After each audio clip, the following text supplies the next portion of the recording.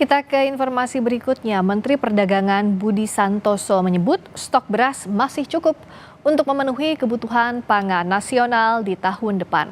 Hal tersebut disampaikan Budi di saat sidak bahan pangan jelang Nataru di Surabaya, Selasa siang. Budi menyatakan keputusan pemerintah stop impor beras di tahun depan sudah tepat. Pasalnya, stok kebutuhan beras di tahun depan masih bisa terpenuhi.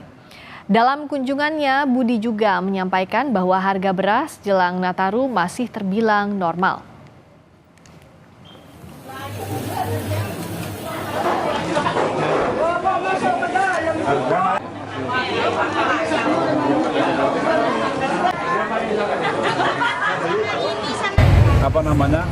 Kalau enggak kan kita impor kan tergantung tergantung kebutuhan. Jadi tahun depan kan memang sudah tidak perlu, artinya kebutuhan dalam negeri kan tercukupi. Kalau sudah tercukupi ya nggak perlu impor beras. Ya, terima kasih ya. Sebelumnya dalam rapat kabinet, Presiden Prabowo menyampaikan bahwa tahun 2025 Indonesia tidak akan impor beras.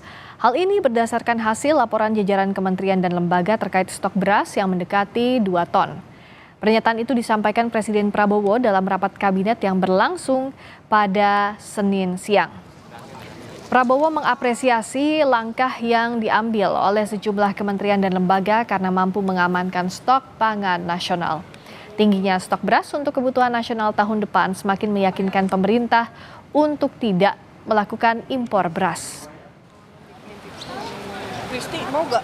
Itu Pak, itu Menteri. Produksi pangan kita naik, cadangan pangan kita mungkin terbesar selama beberapa tahun ini. Yang ada di gudang kita, saya kira mendekati 2 juta ton.